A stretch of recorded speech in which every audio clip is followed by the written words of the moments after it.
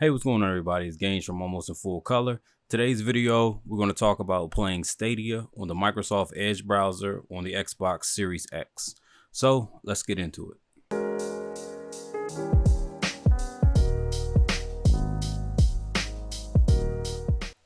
Okay, so if you're not aware, now you can actually play Stadia on the Microsoft Edge browser for the Xbox Series X and the Series S. This is actually on the production firmware for both of those consoles now, so you don't have to be in any early access group or anything like that, or using beta software in order to make this happen. It's now been pushed to production. So in playing this, I will say that it does run really well, although of course it's not going to look as good or play exactly as good if you were playing Destiny 2 on the Xbox Series X. But that's not really what this is for today. It's not to say that it's better than the PS5 or the Series X, because it's not. You know, that's just the truth of it. But what it is here to do, just to show the possibilities of what can be done when it comes to just playing these type of games through the browser. And I know the big question is, one, why would you ever want to do this if you already have either the Xbox Series X or the Series S? Why would you want to play Stadia on the browser when you clearly have the console sitting right in front of you? And we're going to touch on that later. But first, I just want to talk about exactly how it played. The game really played great. I didn't have any stutters or anything like that. I didn't have any disconnects, but there was a weird thing to where the audio was delayed. And I don't know if that had to do with maybe the browser, or if it had to do with the fact that it seemed like there was always a constant battle over my controller, whether it was from the actual Xbox like operating system or the Microsoft Edge browser itself and the actual Stadia interface.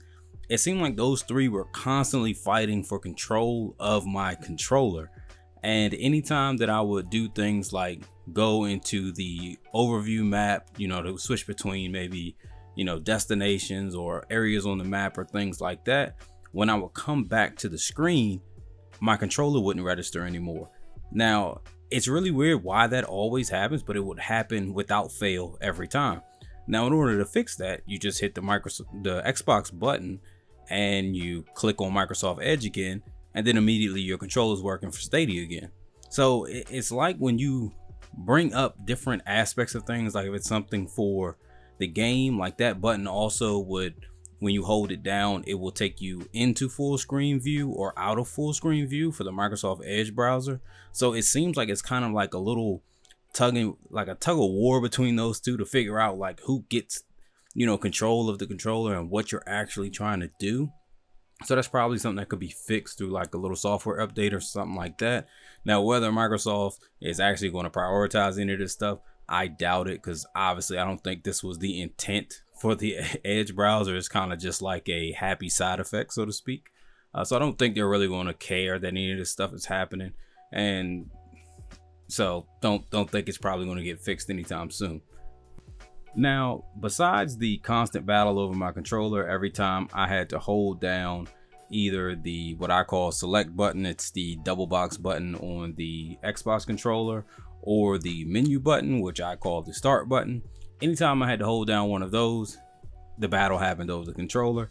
And also the audio delay. Outside of those two, they were really the only issues I had using Stadia on the Edge browser for the Xbox Series X. Everything else was smooth. There really was no hiccups. There was no noticeable input lag that I wouldn't get like just regularly playing on the console. I honestly did not notice any difference. Clearly the graphics are not exactly what you would get with the Series X. And again, that's not what we're looking for here. But to answer my question earlier, why would you want to do this, whether you were using GeForce Now or whether you were using Google Stadia? What is the point of doing this? Like, clearly you have a next generation console. Why Stadia? Well, the reason behind that is they are going to be some games that's available on Stadia that may not be available on the Xbox. Or in my particular situation, I've been a Google Pro member, or a Google Stadia Pro member, since it was available back in November 2019. So I have a large catalog of Pro games that they gave out for free that I might can play on Stadia without having to buy them on the Xbox. You know, a game might come out for free 1 month for Stadia that maybe isn't available through Xbox Game Pass, and it just gives me a way to be able to play it. And I don't have to worry about hopping over to another device. If I'm already on my Xbox, I can just pop open the browser and play that game. You know, that actually alleviates a little bit of switching around if you're somebody who wants to have like an all-in-one functioning device. Also, another reason you might want to do something like this is, even though, you know, if you have a good internet connection, your download times will be pretty quick, but what we do end up running into is storage issues on our consoles. As games get bigger, a lot of times we may not actually download something because we just don't want to eat up that space, or maybe you go to download a free game and then you realize you have to move some stuff around, and then you just don't end up doing it because you don't want to do that extra work. That's where services like this can come into play, because especially for adventure type games where it's a one and done situation, you play it once, you beat it, you'll probably never play it again.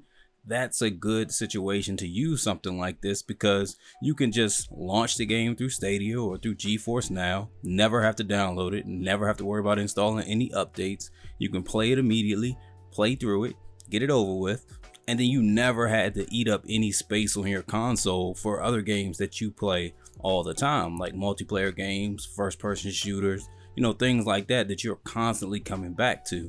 You don't have to worry about using up space that might be used for those games for game updates and things like that.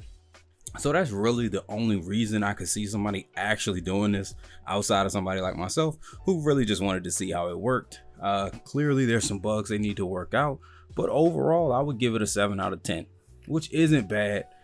Considering, like I said, this is just a happy side effect. I don't think that they cared anything about this actually working through the service, because I'm sure they'll bring the xCloud to the consoles at some point, probably the legacy consoles first. But like I said, this was just something fun to do, and it actually played really well, like I said. So that's going to be the end of this video. I hope that this kind of helped you a little bit. I know this is going to be a very niche audience that cares anything about this, but I cared about it, so I figured I'd make a little video. But as always, thank you for supporting the channel, and talk to you guys next time. Peace.